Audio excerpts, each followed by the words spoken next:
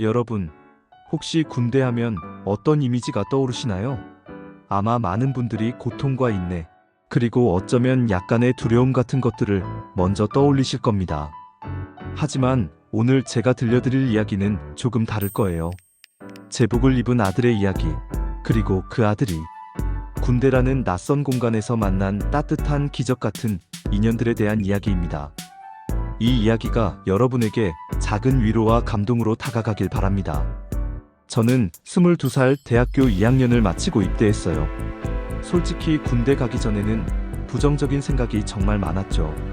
시간 낭비라는 생각도 들었고, 뉴스에서 보는 안 좋은 이야기들만 머릿속에 가득했어요. 그만큼 군대에 대한 기대보다는 걱정이 앞섰던 평범한 청년이었죠. 2023년 3월의 어느 날, 저는 춘천 육군훈련소로 향하는 버스에 몸을 실었습니다.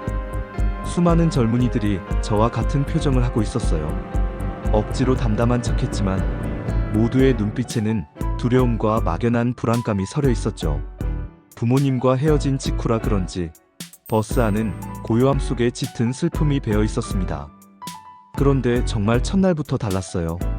훈련소 가는 버스 안에서 일어난 일인데 중간에 휴게소에 들렀거든요. 버스 기사님은 55살 정도 되어 보이는 인자한 분이셨어요.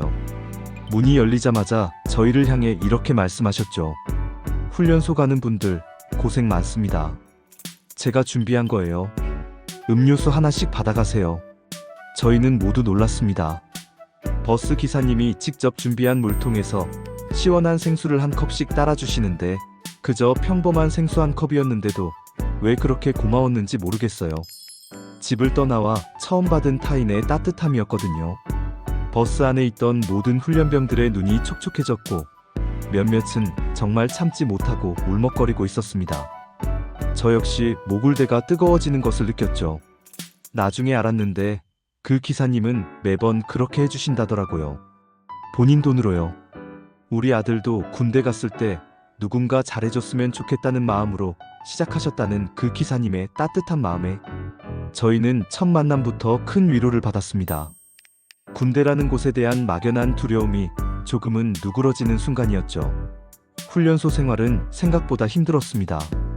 낯선 환경, 강도 높은 훈련, 그리고 무엇보다 자유롭지 못하다는 답답함이 저를 짓눌렀죠. 훈련소 3주차쯤 됐을 때였어요. 저는 감기가 심하게 걸려 거의 죽을 지경이었습니다.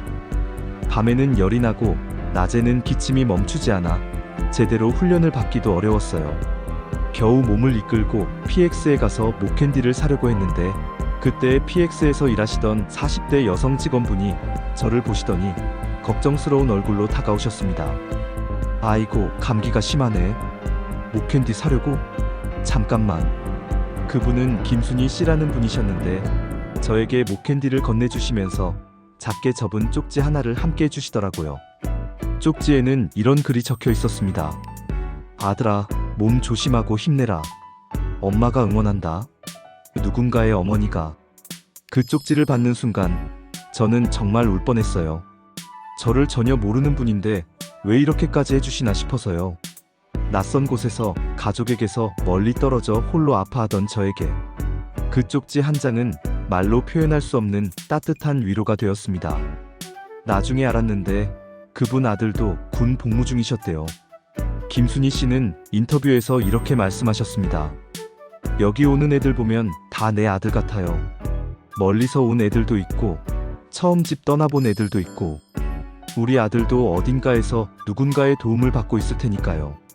그분의 마음이 느껴져 저의 마음은 더욱 따뜻해졌습니다. 그런데 더 놀라운 건 그 다음이었어요.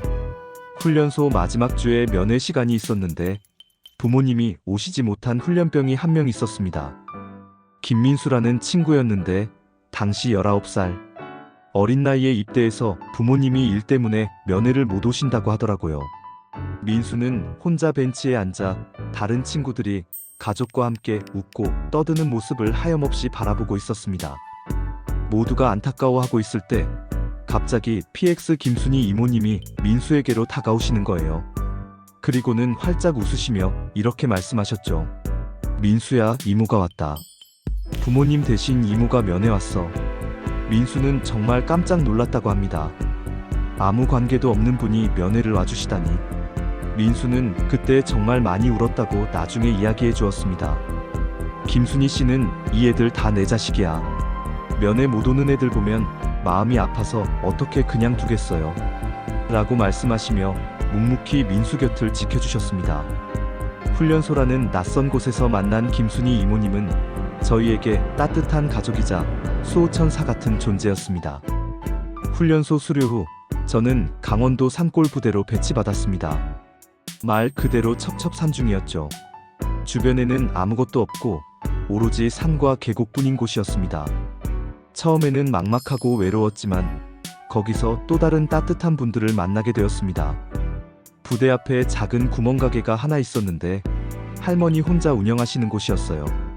이름은 박영자 할머니, 연세는 75세셨습니다. 할머니의 가게는 저희 부대원들에게는 마치 오아시스 같은 곳이었죠. 힘든 훈련을 마치고 나면 할머니 가게에 들러 라면을 먹거나 간식을 사 먹곤 했습니다. 박영자 할머니는 군인들이 와서 라면을 끓여 먹고 가면 돈도 제대로 안 받으셨어요. 군인들이 와서 라면 끓여 먹고 가는데 돈도 제대로 안 받았어. 아들 같은데 어떻게 받겠어? 할머니는 원래 1,500원인 라면 한 그릇을 군인들에게는 500원만 받으셨죠. 그것도 미안해 하시면서요. 우리 아들도 군대 갔을 때 어디서 누군가 잘해줬을 거야. 그 마음으로 하는 거지. 할머니의 손맛이 담긴 라면은 그 어떤 고급 음식보다 맛있었습니다. 지쳐있던 몸과 마음을 녹여주는 따뜻한 위로였죠. 그런데 정말 충격적인 건 따로 있었어요. 어느 날 할머니와 이야기를 나누다가 우연히 알게 된 사실이었습니다. 할머니의 아들분이 6.25 전쟁 때 전사하셨다는 거였어요. 내 아들은 19살에 나라 위해서 갔다가 못 돌아왔어. 그래도 군인들 보면 좋아.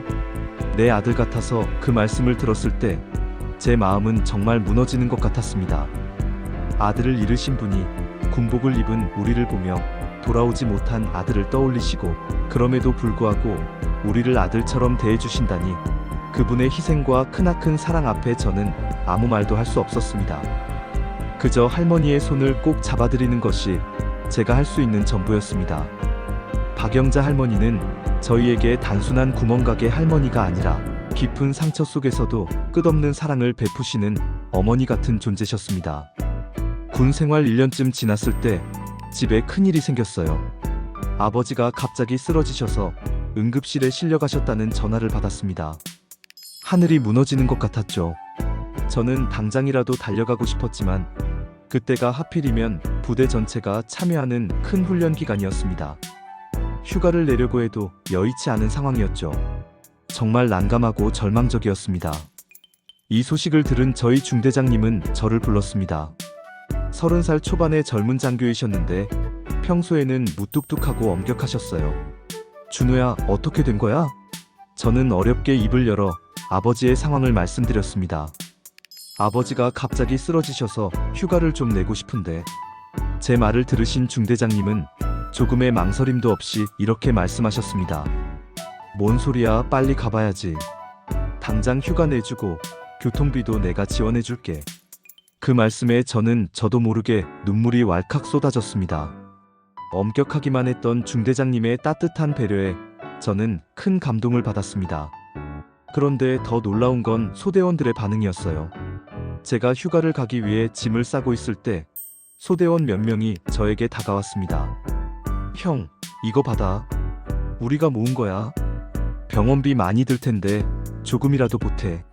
아이들은 저에게 돈 봉투를 건넸습니다. 군대에서 받는 돈이 얼마 안 되는데 그 얼마 안 되는 용돈을 십시일반 모아 30만 원이라는 적지 않은 돈을 만들어준 것이었습니다. 우리도 가족이잖아. 형 일이 곧 우리 일이야. 그들의 말에 저는 또다시 울컥했습니다.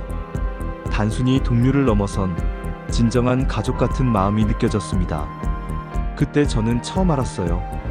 군대가 단순히 의무를 수행하는 곳이 아니라 진짜 가족을 만나는 곳이라는 걸. 이들과 함께라면 어떤 어려움도 이겨낼 수 있을 것 같은 용기가 생겼습니다.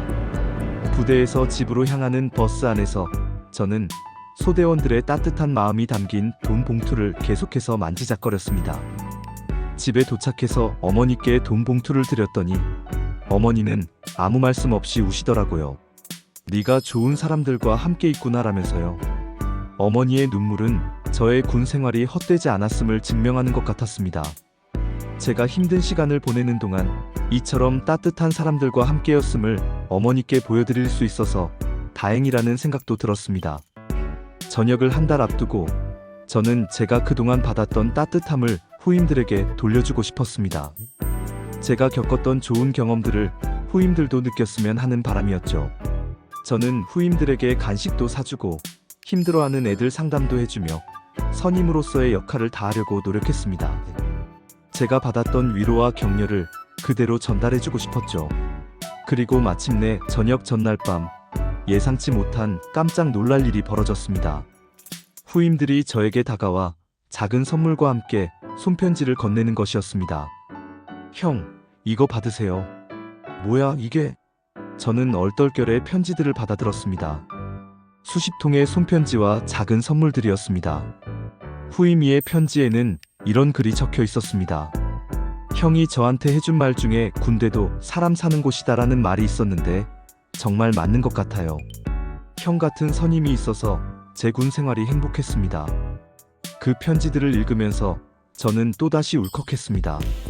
제가 받은 따뜻함이 이렇게 또 다른 따뜻함으로 이어질 수 있다는 사실에 가슴이 벅차올랐죠. 저에게 군대라는 곳은 단순한 의무의 공간이 아니라 진정한 사람과 사랑을 배운 성장의 터전이었습니다. 예상치 못한 따뜻한 인연들이 저를 둘러싸고 있었고 그 덕분에 저는 더 단단하고 성숙한 사람이 될 수 있었습니다. 여러분의 주변에도 어쩌면 작지만 소중한 따뜻함이 숨어 있을지도 모릅니다. 그 따뜻함을 발견하고 나누는 기쁨을 누리시길 바라며 이 이야기를 마칩니다. 감사합니다.